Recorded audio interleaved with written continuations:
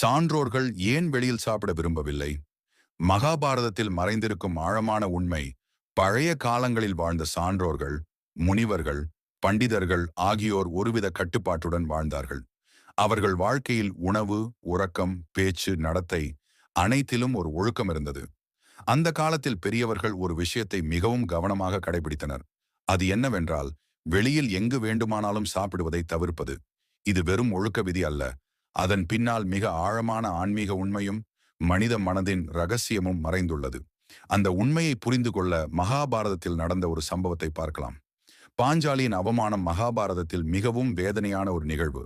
துரியோதனன் சபையில் பாஞ்சாலி அவமானப்படுத்தப்பட்ட சம்பவம். ஒரு நாள் சூதாட்டத்தில் தோற்ற பாண்டவர்கள் அனைத்தையும் இழந்தார்கள். இறுதியில் பாஞ்சாலியையும் பந்தயமாக வைத்து தோற்றனர். அந்த சமயத்தில் துரியோதனன் தனது சகோதரன் துச்சாதனை நோக்கி, பாஞ்சாலியை சபைக்கு கொண்டு வா என்று கட்டளையிட்டான். துச்சாதனன் பாஞ்சாலியை இழுத்து கொண்டு வந்து சபையின் நடுவில் நிறுத்தினான். அது மட்டுமல்லாமல் அவளை அவமானப்படுத்த துகிலை உரிக்க முயன்றான். அந்த சபையில் பீஷ்மர், துரோணர், கிருபாச்சாரியர், விதுரர் போன்ற பெரியோர்கள் அனைவரும் இருந்தார்கள். ஆனால் யாரும் துரியோதனனையோ துச்சாதனனையோ தடுத்து நிறுத்தவில்லை. அவர்கள் அனைவரும் அமைதியாக அந்த நிகழ்வை பார்த்து கொண்டிருந்தார்கள். அந்த தருணத்தில் கண்ணனை நினைத்து பாஞ்சாலி முழு மனதுடன் பிரார்த்தித்தாள். உடனே கண்ணன் அவளை காப்பாற்றினான். துகில் முடிவில்லாமல் பெருகி பாஞ்சாலி காத்துக் கொள்ளப்பட்டாள். அம்பு படுக்கையில் பீஷ்மர் மகாபாரத போரின் இறுதியில் பீஷ்மர் அம்பு படுக்கையில் படுத்திருந்தார்.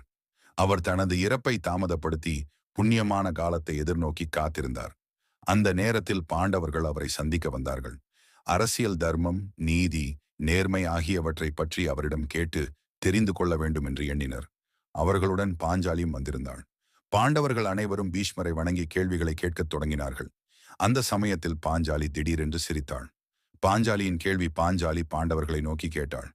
அன்று துரியோதனன் சபையில் என்னை அவமானப்படுத்தும் போது இங்கே இருந்த பெரியோர்கள் யாரும் என்னை காப்பாற்றவில்லை. தர்மம் அறிந்த பீஷ்மர் கூட அமைதியாக இருந்தார்.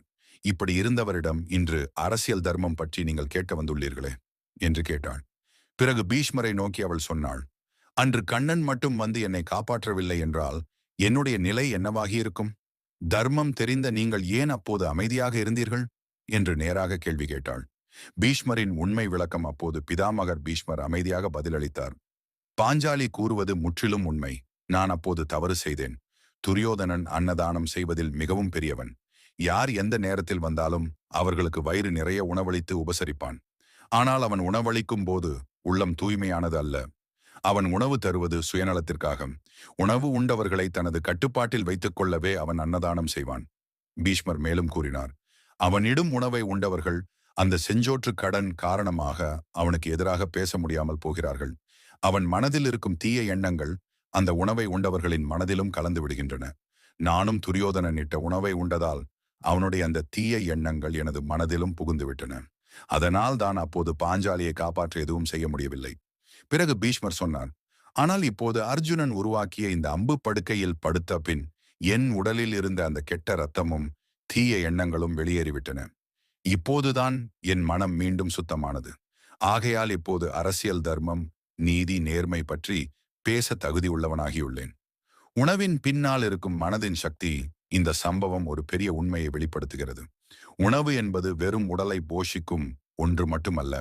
அதை வழங்கும் மனிதரின் எண்ணங்கள், மனநிலை, உணர்வுகள் இவை அனைத்தும் அந்த உணவில் ஒரு அளவு வரை கலந்துவிடும் என்று பழைய ஞானிகள் நம்பினர். அதனால்தான் அந்த காலத்தில் சான்றோர்கள், முனிவர்கள், சாதுக்கள், பெரிய பண்டிதர்கள் இவர்கள் எங்கு வேண்டுமானாலும் சாப்பிடாமல் இருந்தனர். நல்ல உள்ளம் கொண்டவர்களின் உணவு நம் முன்னோர்கள் ஒரு முக்கியமான நெறியை கூறினர். தூய உள்ளம் கொண்டவர்களின் வீட்டில் நல்ல எண்ணத்துடன் வழங்கப்படும் உணவை மட்டுமே உண்ண வேண்டும். அப்படி வழங்கப்படும் உணவு மன அமைதியை தரும், சுத்தமான எண்ணங்களை உருவாக்கும், ஆன்மீக முன்னேற்றத்தை தரும் என்று அவர்கள் நம்பினர். பழைய ஞானத்தின் பாடம். இந்த கதையின் மூலம் நாம் அறிந்து கொள்ள வேண்டிய முக்கியமான உண்மை என்னவென்றால், உணவு உடலை மட்டுமல்ல, மனத்தையும் பாதிக்கிறது.